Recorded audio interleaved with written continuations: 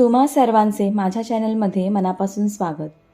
आपल्या धर्मात अमावस्या तिथीस जास्त महत्त्व आहे, कारण ही तिथी पितरांना समर्पित असते। अमावस्या माता लक्ष्मीस देखील अत्यंत प्रिय आहे।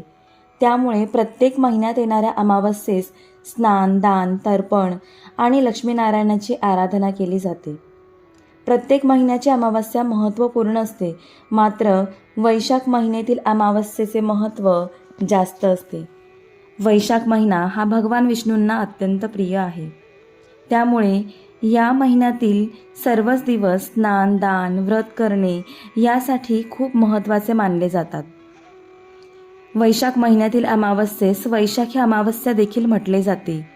या दिवशी कुंडलीतील कालसर्पदोषातून सहज मुक्ती मिळते, पितृदोषातून मुक्तता मिळते, कारण या दिवशी केले जाणारे स्नान, दान, तर्पण याचे फळ कित्येक पटीने जास्त असते।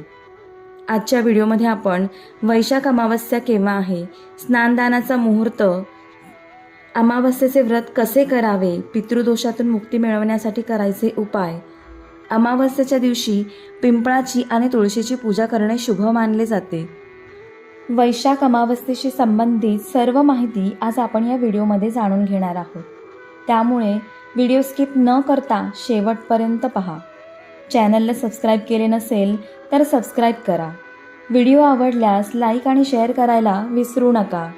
अमावस्येला प्रारंभ बुधवार दिनांक 5 जून रोजी रात्री 7:55 होणार असून ती गुरुवार दिनांक 6 जून रोजी संध्याकाळी 6:07 समाप्त होणार आहे। उदय तिथीनुसार अमावस्या ही 6 जून रोजी असणार आहे।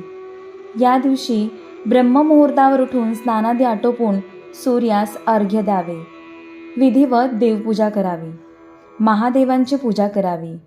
या दिवशी महादेवांच्या पिंडीवर कच्चे दूध वाहावे।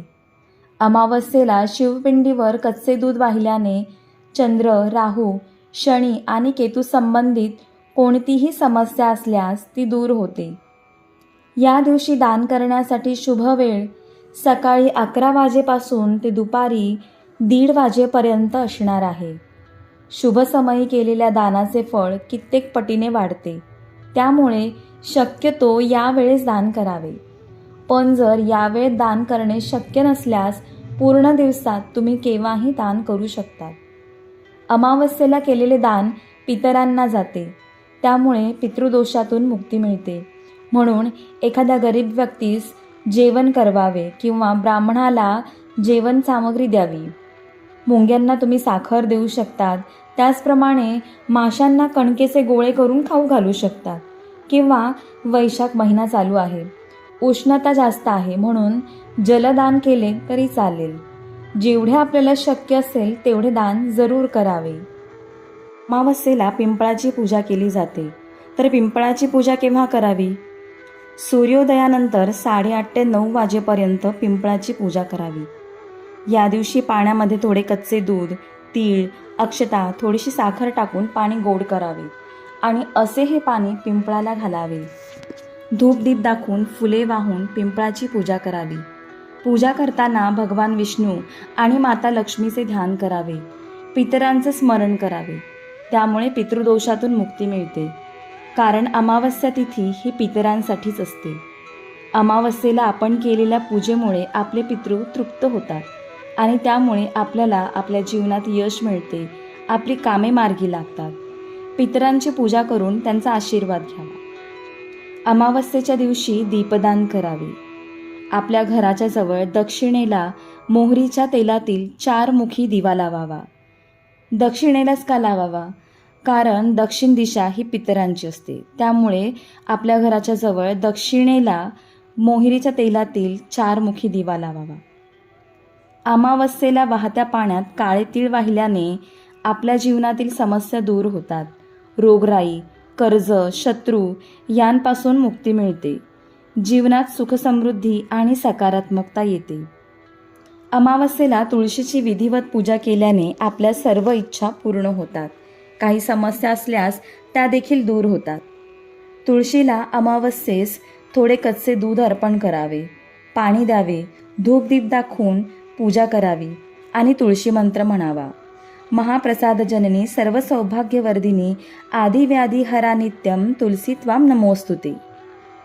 आपल्याला शक्य असल्यास हा मंत्र 11 वेळा, 21 वेळा किंवा 108 वेळा म्हणावा. त्यानंतर तुळशीजवळ बसून पूर्ण मनाने आपली इच्छा बोलावी. आपली इच्छा पूर्ण होते. संध्याकाळी घराच्या ईशान्य कोपऱ्यात शुद्ध तुपाचा दिवा लावावा. शुद्ध मनाने माता लक्ष्मी आणि भगवान विष्णूंची पूजा करावी. यामुळे घरात सुख समृद्धी बरकत येण्यासाठी माता लक्ष्मीच्या बीजमंत्राचा जप करावा. श्रीम हा लक्ष्मी मातेचा प्रभावशाली बीजमंत्र आहे. या मंत्राचा शक्य असेल तितका जास्तीत जास्त जप करावा. अमावस्येच्या दिवशी आपल्या घराची स्वच्छता करावी. जाळी जळमटे काढावी. त्यामुळे आपल्या घरातील नकारात्मकता दूर होते. कोणत्याही प्रकारचा वास्तुदोष असल्यास तो देखील दूर होतो. घराचा मुख्य दरवाजा साफ करावा. सकाळी उंबरठ्यावर पाणी टाकावे. असे केल्याने आपले पितृ तृप्त होतात. झालेली सेवा स्वामींच्या चरणी रुजू करते आणि आजचा व्हिडिओ इथेच थांबवते. पुन्हा भेटूया अशाच एका नवीन व्हिडिओसह. तोपर्यंत श्री स्वामी समर्थ.